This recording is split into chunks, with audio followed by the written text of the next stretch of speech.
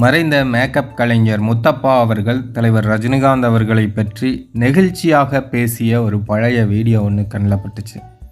அதில் அவர் என்ன சொல்கிறார் அப்படின்னா, காயத்ரி படத்திலிருந்து ரஜினி சாரை எனக்கு தெரியும். என் மீது மிகுந்த மரியாதையும் அன்பும் அவருக்கு உண்டு.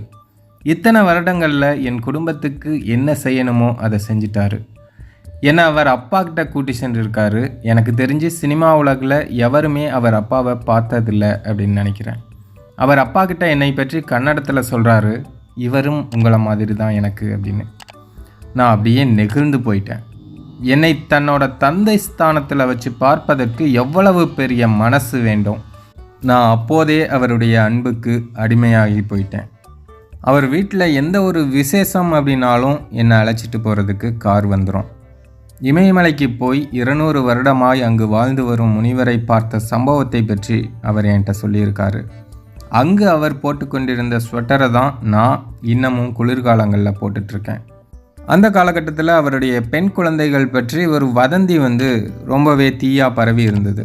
உடனே நான் அவரின் மகள்களோடு ஒரு ஃபோட்டோ எடுத்து அதை மற்றவர்களோட காமிச்சிருக்கேன். அடிக்கடி அவர் வீட்டுக்கு போய் வரும்போது ஒரு முறை என் மனைவி அங்கே எனக்கு உணவுலாம் சரியாக டைமுக்கு கிடைக்குதா அப்படின்னு கேட்ட விஷயம் அவருக்கு எப்படியோ தெரிஞ்சிருக்கு.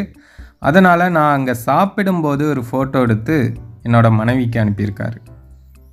அவர் சிங்கப்பூர் சென்றபோது எனக்கு ஃபோன் செய்து நான் சிங்கப்பூர் போகிறேன் அப்படின்னு சொல்லி என்கிட்ட பேசினதை என்னால் மறக்கவே முடியாது. இரவும் பகலுமா உண்மையாக கடுமையாக உழைச்சதன் பலனாக தான் இன்றைக்கி இறைவன் அவரை இவ்வளவு உச்சத்தில் வச்சுருக்காரு. ஆனால் என்றைக்குமே பழசை மறக்காமல் எளிமையாக வாழும் அந்த ஆள் லேசில் சாக மாட்டான்யா, கடவுளாக ஆகிடுவான்யா, கடவுளாக ஆகிடுவான். இவ்வாறு ரொம்ப நெகிழ்ச்சியாக அந்த பேட்டியில் மேக்கப் மேன் முத்தப்பா பேசியிருந்தார்.